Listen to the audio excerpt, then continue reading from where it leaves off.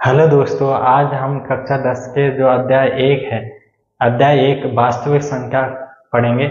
सबसे पहले वास्तविक संख्या होती क्या है वो जानते हैं। सबसे पहले क्या है, प्राकृतिक संख्या जानते हैं। प्राकृतिक संख्या, प्राकृतिक संख्या। तो प्राकृतिक संख्या क्या होती है? गिनती वाली संख्या जो प्राकृतिक से मिली है।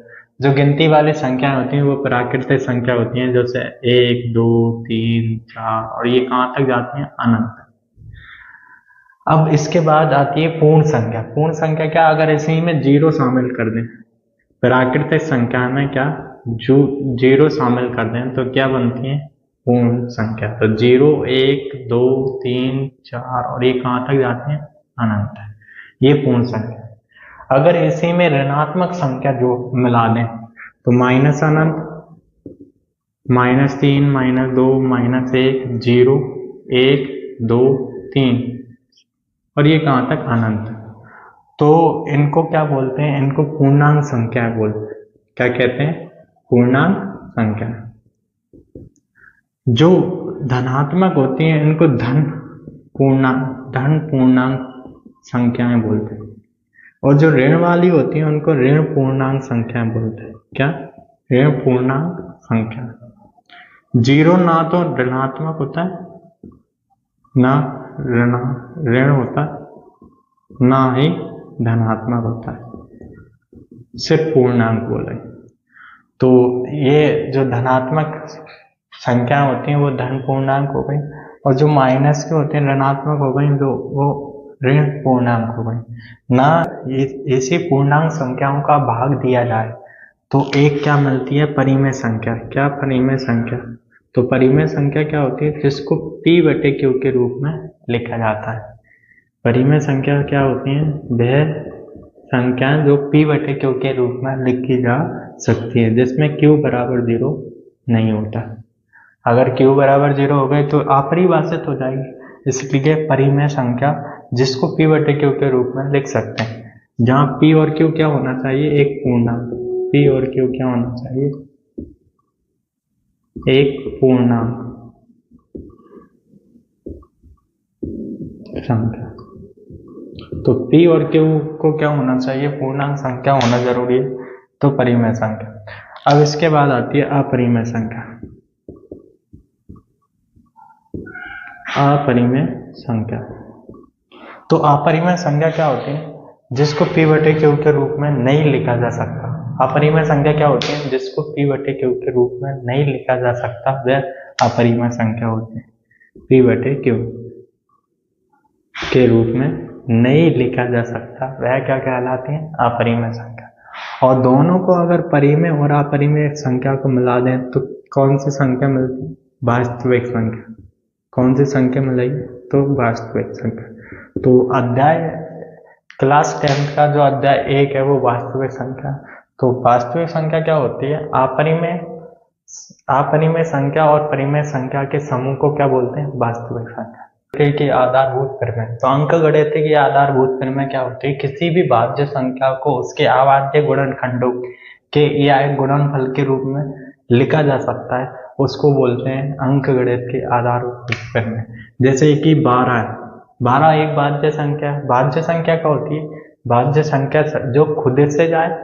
भाज्य संख्या दो से अधिक बार अगर किसी संख्या से जा रही है तो वो भाज्य संख्या है। और अभाज्य संख्या जो दो संख्या से सिर्फ केवल दो संख्या से जाए, जो खुद से जाए एक और एक से जाए, तो वो क्या कहलाती है? अभाज्य संख्या। तो 12 है भाज्य संख्या। इसके गुणनखंड करें, 2 से जाएगा 2 छंग 12, 2 से जाएगा 2 तियां 6, 3 एकम 3। तो 12 के जो गुणनखंड आएंगे दो गुणे तो 2 गुणे 3, तो ये अभाज्य गुणनखंड है। इसको क्या लिखेंगे? 2 की घात 2 गुणे 3। इसी को बोलते हैं अंकगणित की आधारभूत वाली 1.1 का पहला क्वेश्चन है, निम्नलिखित संख्याओं को अभाज्य गुणनखंड के गुणनफल के रूप में व्यक्त करना है।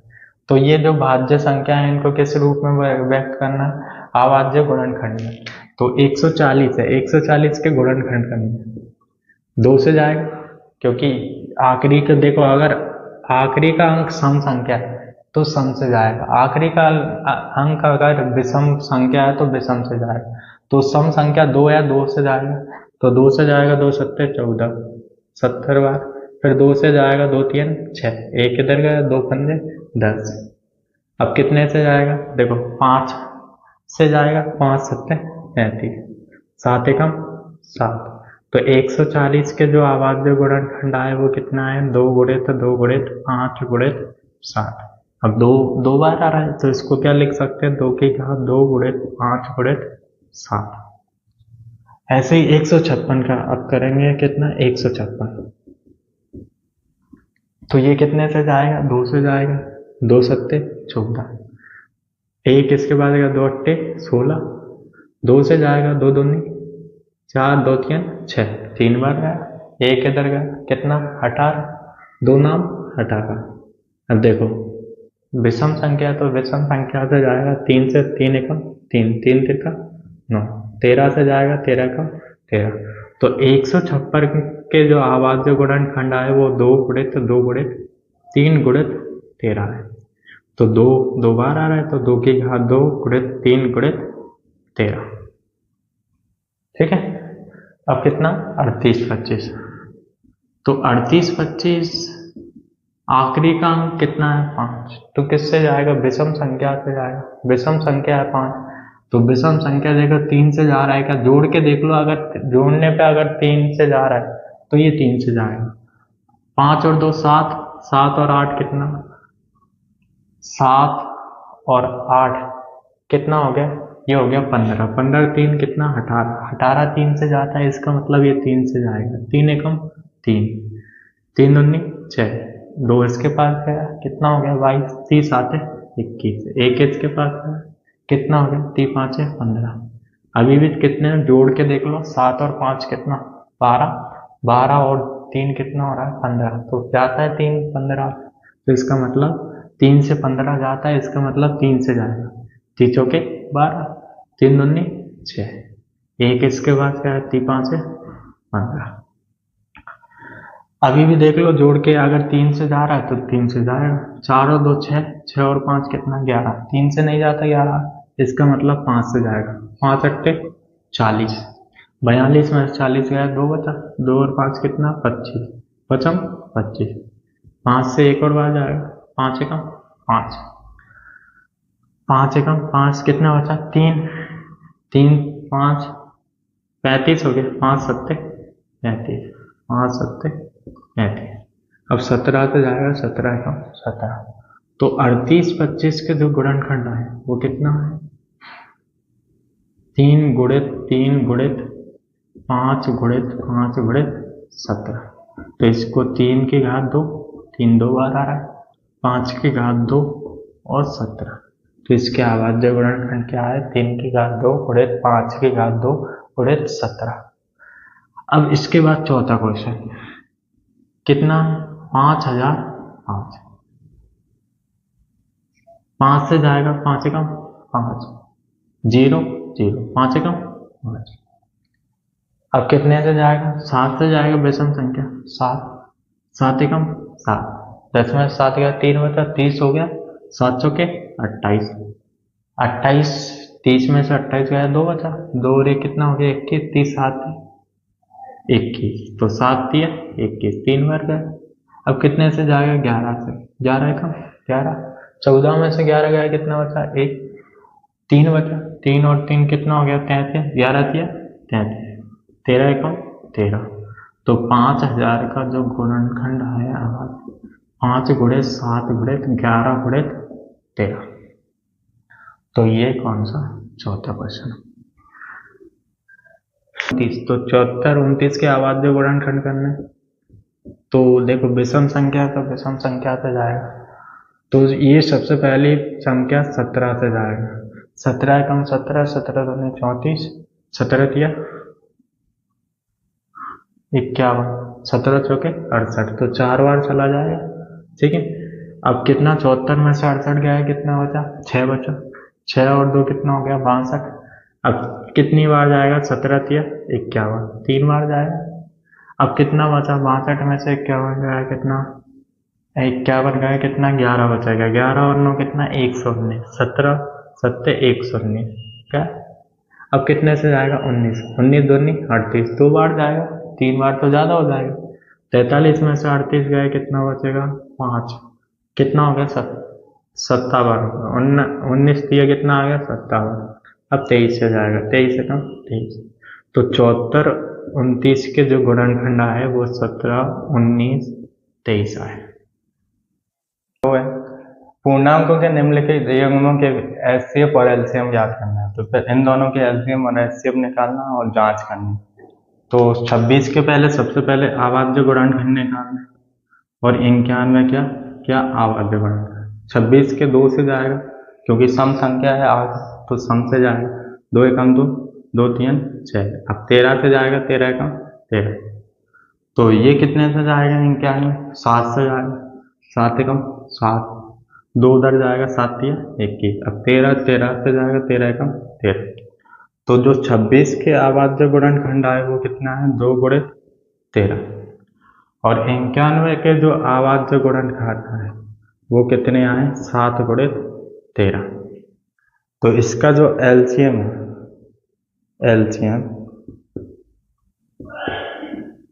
एलसीएम आएगा, तो एलसीएम क्या होता है, इसके क्या प्रत्येक गुणनखंड लेने, जो भी गुणनखंड आए उसके प्रत्येक गुणनखंड लेने और अधिकतम घात लेने। तो अधिकतम घात लेनी है प्रत्येक, 2 है देखो, 2 दोनों में है क्या नहीं है, तो 2 की अधिकतम घात कितनी आई 2, 1, तो 2 आएगा। 13 देखो, 13 दोनों में आ रहा है और 13 की अधिकतम घात कितनी है 1, तो 13 एक बार आएगा। 7 देखो एक बार है तो 7 की घात 1 आएगा। अब इनका गुणा करेंगे तो कितना एलसीएम कितना आएगा 182, तो इनका एचसीएफ कितना आया, एलसीएम कितना आया 182। अब एचसीएफ में होता है इसका ओवेनेस्ट गुणनखंड लेते हैं, तो ओवेनेस्ट और कौन सा अधिक, एचसीएफ में न्यूनतम घात, याद रखना एचसीएफ में कौन सी घात लेते हैं न्यूनतम घात,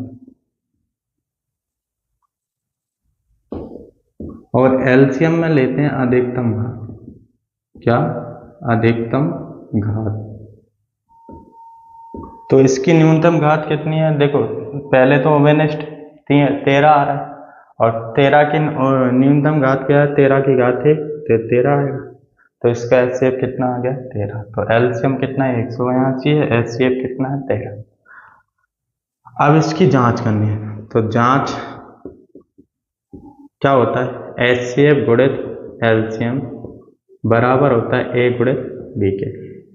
तो एचसीएफ कितना है 13 और एलसीएम कितना है 182, संख्या कौन सी है 26 और 91, तो इनका गुणा करना है।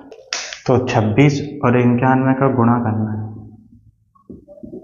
6 2 26 1 9 से जाएगा, 9 9 5 45, 9 छक्के 54 की 4, 5 लगी 5, 9 दूनी 18, 18 और 5 कितना हो गया, 18 और 5 कितना 23, तो ये आएगा 23। 6 2 4 और 2 कितना 6 23, तो 23 66 आ गया, कितना आएगा 23 66, तो इसका भी कितना आएगा 23 66 गुणा करने पे, तो ये इसकी जांच होगी। क्वेश्चन नंबर 2 है 510 और 92 का क्या एलसीएम एचसीएम निकालना है। तो 510 के क्या आवाज्य गुणनखंड, तो 510 2 से जाएगा, 2 दूनी 4, 1 इधर जाएगा, 11 हो गया, 2 पंजे 10, 2 पंजे 10, ठीक है। फिर कितने से देखो 5 और 5 10, 10 और 2 कितना 12 हो रहा है, तो मतलब 3 से जाएगा, 3 8 24, 1 इसके पास गया 15 हो गया, 3 5 15, ठीक है।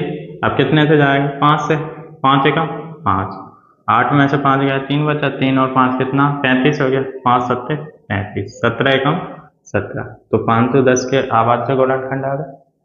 अब किसके 92 के निकाल, तो 2 से जाएगा, 2 चौके 8, ठीक है, 2 छंग 12, फिर 2 से जाएगा, 2 दूनी 4, 2 3 6, 23 से जाएगा, 23 से एक बार, तो 510 के जो आवाज्य गुणनखंड आए वो कितना है 2 गुणित 3 गुणित 5 गुणित 7, ठीक है 17। और 92 के जो अभाज्य गुणनखंड आए वो कितना, 2 गुणित कितना है 23। ठीक है, अब इसका देखो, इसको क्या लिख सकते हैं, 2 की घात 2 गुणित कितना 23। अब इसका एलसीएम निकालना है। एलसीएम निकालना है तो हमने क्या बताया था, प्रत्येक गुणनखंड लेना है और प्रत्येक गुणनखंड के क्या अधिकतम घात लेनी। तो 2 है पहले प्रत्येक गुणनखंड अभाज्य गुणनखंड, 2 की अधिकतम घात क्या है 2 है, तो 2 की घात 2 आएगा गुणित। अब 3 है क्या, 3 एक ही बार है तो 3 ही आएगा। अब 5 एक ही बार है तो 5 आएगा। 17 एक ही बार है तो 17 आएगा और 23 को गुणा करेंगे तो 23 आएगा। ठीक है, अब एलसीएम के क्या गुणा कर दें, 2 की घात 4, 4 पंजे कितना आ गया 20, और 20 का गुणा अगर इससे 3 से करेंगे कितना 60 आएगा। 17 का 23 से करेंगे, 17 का 23 से करें, देखो 23 का गुणा 17 से करें, 17 कम 17, 17 दूनी 34, 17 3 51, बाहर जाएगा 51, 5 आएगा, 17 दूनी 34 और 5 कितना हो गया 39, तो 391 आ गया। 391 का अगर 3 से करें, 3 9 3 27 के साथ हाथ से लगी 2, 3 तिरकन 9, 9 और 2 कितना हो गया 11, तो 1173 आ गया। अब 1173 का अगर 2 से करें 20 आएगा ना, 3 दूनी 6, 7 दूनी 14, हाथ से लगी 2 और 1 कितना आया 3, 2, तो आंसर कितना आएगा गुणा करने पे 23460। तो इसका जो एलसीएम आया वो कितना आया 23460। अब क्या एचसीएफ निकालना है, तो एचसीएफ हमने क्या बोला था, ओवेनेस्ट भाग लेना, ओवेनेस्ट और इसका न्यूनतम घात वाला लेना। तो एचसीएफ न्यूनतम घात, जैसे देखो 2 ओवेनेस्ट आ रहा है सब में और 2 की न्यूनतम घात कितनी है 1, तो 2 की घात 1 आ गया। क्या 3 कॉमन आ रहा है, नहीं आ रहा, और कुछ कॉमन आ रहा है, नहीं आ रहा, तो इसका एचसीएफ कितना आ गया 2, इसका एचसीएफ कितना आ गया 2। अब क्या निकाल, जांच करनी है, क्या करना है जांच वही एचसीएफ गुणित एलसीएम बराबर होगा किसके, ए गुणित बी के। एचसीएफ कितना है 2 है, एलसीएम कितना है 23460, संख्या कितनी है 510 गुणित 52। अब 60 का गुणा करेंगे 2 से, 23460 का 2 से गुणा करें तो 0, 6 दूनी 12, हाथ से लगी 1, 4 दूनी 8 और 1 9, 3 दूनी 6 और 2 दूनी 4, तो आंसर कितना आएगा 46 920। यहाँ भी गुणा करने पे कितना आएगा 46 920। क्वेश्चन नंबर 3 है, 336 और 54 का एलसीएम एचसीएफ ज्ञात करना है। तो सबसे पहले अभाज्य गुणनखंड निकाला है 336 के और किसका 54। सबसे पहले किससे, देखो सम है तो सम से जाएगा, सम संख्या 2 से, 2 एकम 2, 1 इसके पास गया 13 होगा, 2 6 12, इसके बाद जाएगा 2 8 16, 2 से जाएगा 2 8 16, 2 चौके 8, 2 से जाएगा 2 चौके 8, 2 दूनी 4, फिर 2 से जाएगा 2 दूनी 4, 2 एकम 2, 3 से जाएगा 30 7 21, अब कितने से जाएगा 7 से, 7 एकम 7, 54 कितने से जाएगा 2 से, 2 दूनी 4, 1 इसके पास गया 2 सत्ते 3 9 27, 3 तेका 9, 3 एकम 3। तो जो 336 के अभाज्य गुणनखंड है 2 गुणित 2 गुणित 2 गुणित 2 गुणित कितना 3 गुणित 7 आएगा, और जो 54 के अभाज्य गुणनखंड आएंगे वो 2 गुणित 3 गुणित 3 गुणित 3 आएंगे। तो इसका एचसीएफ कितना आएगा, एचसीएफ में हमने क्या बताया था, इसकी ओवेनेस्ट लेना और उसकी न्यूनतम घात लेनी। तो ओवेनेस्ट क्या आ रहा है, यहाँ देखो 2 की घात 4 हो जाएगा, ये 3 गुणित 7, ये 2 की घात 2 गुणित 3 की घात 3 हो जाएगा। तो इधर 2 की न्यूनतम घात कितनी है 2, जो ओवेनेस्ट आ रहा है 1 है, तो कितना आएगा 2, और 3 की न्यूनतम घात कितनी है 1, तो ये आ जाएगा 3, 3 दूनी 6, तो इसका एचसीएफ कितना आ गया 6। अब एलसीएम में प्रत्येक गुणनखंड लेने और उसके अधिकतम घात लेने। तो 2 की घात 4 गुणित 3 की घात 3 अधिकतम घात, फिर इसके बाद 7। अब इनके गुणा करें, गुणा करेंगे तो कितना आएगा 30 24, तो इसका एलसीएम कितना आ जाएगा 30 24। गुणा करके देख लेना, ये हमने ऐसे लिख दिया, ठीक है, टाइम बचने के लिए। तो एचसीएफ कितना 6 आएगा और एलसीएम कितना 30 24।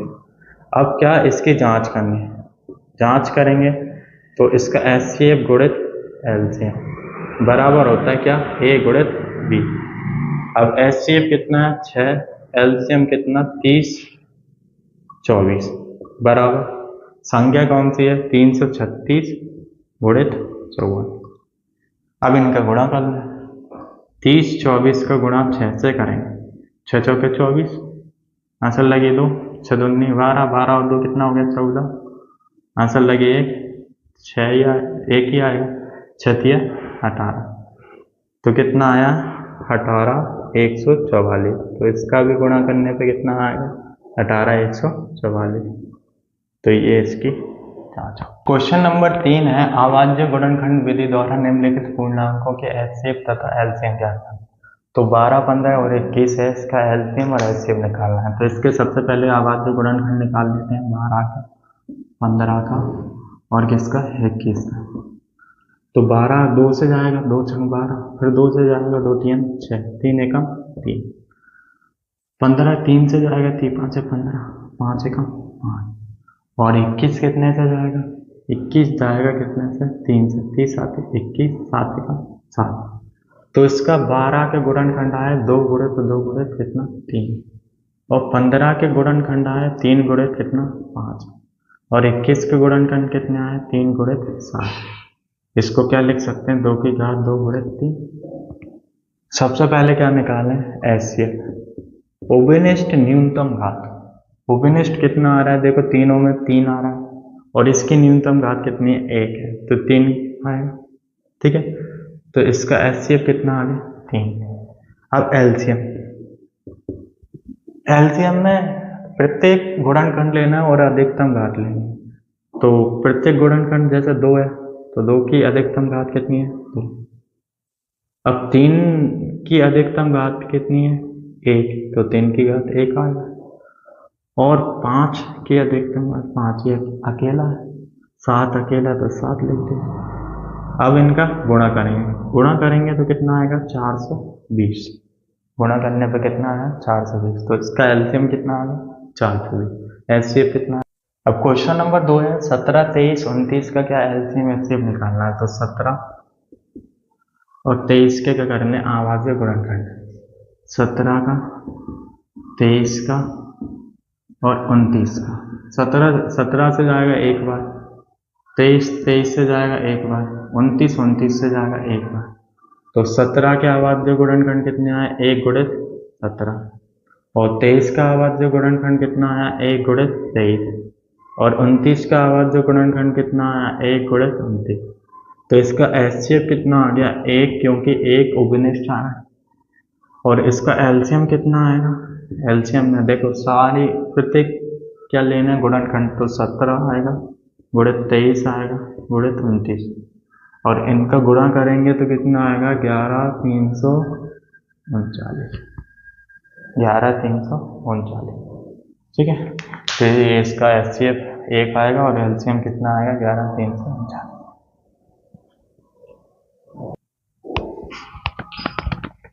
क्वेश्चन नंबर 3 है, 8 9 25 का क्या एलसीएम एचसीएफ निकालना है। तो 8 के क्या करो गुणनखंड, 8 के 2 से जाएगा 2 चौके 8, 2 से जाएगा 2 दूनी 4, 2 एकम 2।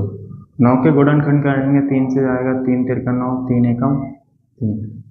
25 का करेंगे तो कितने से जाएगा 5 से, 5 हम 25, 5 एकम 5।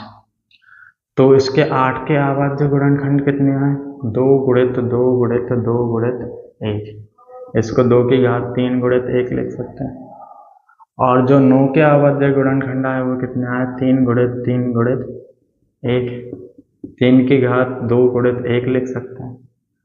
अब इसको 25 को लिख सकते हैं 5 गुणित 5 गुणित 1, तो 5 की घात 2 गुणित 1 आएगा।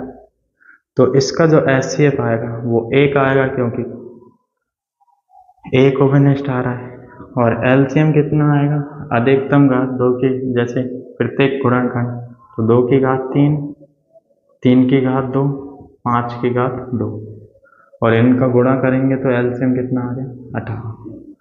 क्वेश्चन नंबर 4 है एचसीएफ 306, 657 बराबर 9 दिया है और एलसीएम 306, 657 ज्ञात करना। तो देखो इसका सबसे पहले इसका ये होता है एचसीएफ गुणित एलसीएम बराबर होता है ए गुणित बी के, ए गुणित बी। दो संख्याओं का गुणनफल किसके बराबर होता है? एचसीएफ गुणित एलसीएम। तो इसका एचसीएफ कितना दिया है 9, इसका दिया है, यहाँ लिख लेते हैं, दिया है एचसीएफ बराबर कितना दिया है 9 और एलसीएम ज्ञात करना है। तो एचसीएफ 9 दिया है, एलसीएम ज्ञात करना है। अब दो संख्या कौन कौन सी हैं? 306 और एक 670। अब 9 गुणा में कहाँ जाएगा? बटे में। तो इसका एलसीएम बराबर कितना आएगा? 306 गुणित 657 बटे में कितना आएगा? 9। अब 9 से देखो कट रहा है, 9 एकम 9, 9 तिया 27, 30 में से 27 गया, कितना बचा? 3, 3 और 6 कितना? 36, 9 चौके 36, 34 गुणित कितना आएगा? 657 और इनका गुणा करेंगे तो कितना आएगा? 22, 338। तो इसका एलसीएम कितना आया? 22, 338। अतः एलसीएम 306, 657 बराबर कितना? 22, 338। क्वेश्चन नंबर 5 है जांच कीजिए कि क्या किसी प्राकृतिक संख्या n के लिए संख्या 6 की घात n अंक 0 पे समाप्त हो सकती है। तो सबसे पहले n क्या प्राकृतिक संख्याएं दी? तो n कितना? 1, 2, 3, 4 और एक कहाँ तक होता है? अनंत तक, ये 2 है, ठीक है। तो प्राकृतिक संख्या होती है 1 से लेकर अनंत तक। अब इसमें प्राकृतिक संख्या अनंत तक होती है। अगर देखो इसमें ये बोला है संख्या 6 की घात n अंक 0 पर समाप्त हो सकती है, 6 की घात n अंक 0 पर समाप्त हो सकती है। तो जैसे 6 की घात n 1 तो 6 आएगा, 6 की घात 2 यानी कितना? 36 आएगा, 6 की घात 3 यानी 216 आएगा। तो इसका आखिरी अंक 6 पे समाप्त हो रहा है। ये बोलना है कि आखिरी अंक 0 पर समाप्त होना चाहिए। तो 0 पर समाप्त होने के लिए उसका गुणनखंड, आवाज्य गुणनखंड 2 और 5 होना चाहिए, क्योंकि 5 और 2 का गुणा करेंगे 10 आए, तब तो 0 पर समाप्त होगा आखिरी अंक। तो 6 की घात n के जो आवाज्य गुणनखंड आएंगे वो 2 गुणित 3 की घात n आया। तो 2 की घात 3 n 3 की घात n, एक क्या है? अवाज्य संख्या। तो क्या आएगा? क्योंकि ये देखो इसमें क्या 5 है अवाज्य गुणनखंड, तो 5 अवाज्य गुणनखंड नहीं, तो यहाँ लिखेंगे 6 की घात n का अवाज्य गुणनखंड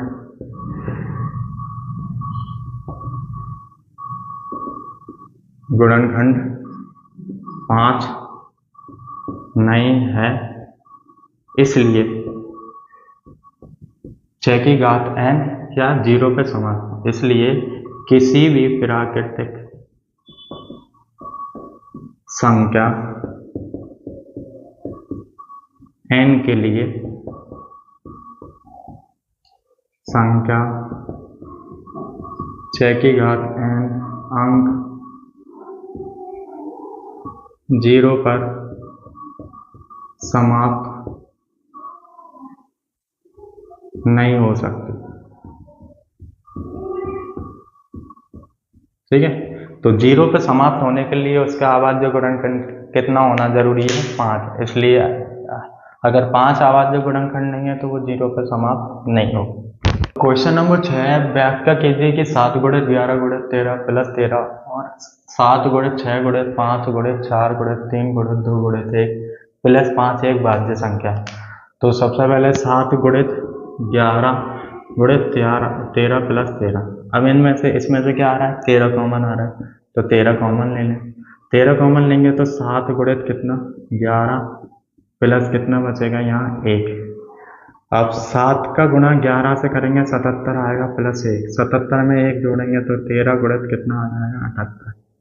अब 78 देखो 2 से भी जाती है, 78 से भी जाती है, तो 2 संख्या से अधिक बार जा रहा है, तो इसका मतलब ये भाज्य संख्या है। तो यहाँ लिखेंगे क्योंकि 78 एक भाज्य संख्या है। क्या है? भाज्य संख्या। तो 78 अगर भाज्य संख्या है तो उससे गुणन, किसी भी संख्या को गुणनखंड करेंगे तो क्या आएगी? मिलेगी एक भाज्य संख्या। तो इसलिए 7 गुणित 11 गुणित 13 प्लस 13 एक क्या है? भाज्य संख्या।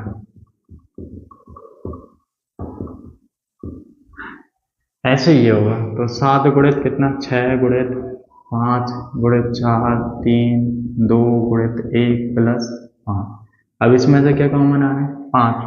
5 कॉमन लेंगे तो 7 गुणित 6 गुणित 4 गुणित 3 2 1 प्लस यहाँ कितना बचेगा? 1। ये 5 इनका गुणा करेंगे तो 1008 आएगा, प्लस कितना? 1। 1008 में जोड़ेंगे 1 तो 1009 आए, क्योंकि 1009 क्या है? एक भाज्य संख्या। क्योंकि 1009 एक भाज्य संख्या है।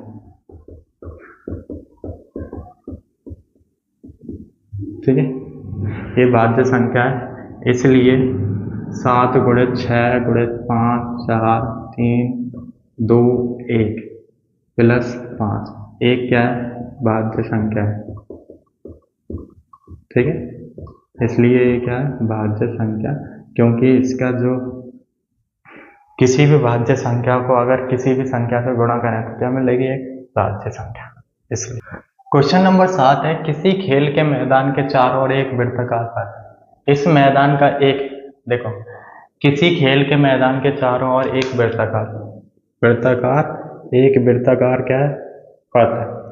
ठीक है, इस मैदान का एक चक्कर लगाने में सोनिया को 18 मिनट लगते हैं, जबकि इसी मैदान का एक चक्कर लगाने में रवि को 12 मिनट लगते हैं।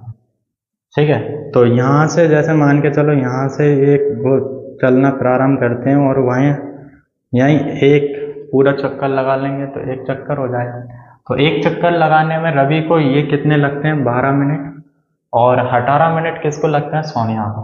तो मान लीजिए दोनों एक ही स्थान और एक ही समय पर चलना प्रारंभ करते हैं। एक ही स्थान से एक ही समय पर चलना प्रारंभ करते हैं, एक ही दिशा में चलते हैं, तो कितने समय बाद वे पुनः प्रारंभिक स्थान पर, तो इसी स्थान पर दोबारा कितने समय बाद मिलेंगे? तो इसका मतलब अपन को 18 और 12 का क्या निकालना है? इसमें एलसीएम निकालना है। तो 18 और 12 का क्या? लघुत्तम निकालेंगे, लघुत्तम समावर्तक। तो इसका क्या पता चल जाएगा? कितने समय बाद वे पुनः प्रारंभिक स्थान पर मिलेंगे। तो 18 का गुणनखंड कर लो, 12 के बाद में गुणनखंड कर लो। 2 से जाएगा 2 नाम 18, 3 से जाएगा 3 तिरका 9, 3 एकम 3, 2 से जाएगा 2 छंग 12, 2 से जाएगा 2 3 6, 3 एकम 3। तो 18 के आवाज जो गुणनखंड कितना आ गया? 2 गुणित 3 गुणित 3 गुणित 3, तो यह आएगा 2 गुणित 3 की घात 2। 12 के आवाज जो गुणनखंड कितना आ गया? 2 गुणित 2 गुणित 3, 2 की घात 2 गुणित 3। तो एलसीएम क्या होता है? अधिकतम घात लेते हैं प्रत्येक गुणनखंड। 2 की अधिकतम घात 2 है और 3 की अधिकतम घात 3 2 है। तो 2 की घात 2 यानी 4, 3 की घात 2 यानी 9, 9 चौके कितना हो गया? 36। तो वह 36 मिनट बाद पुनः प्रारंभिक स्थान पे मिलेंगे। तो अतः 36 मिनट बाद पुनः प्रारंभिक स्थान पर मिलेंगे।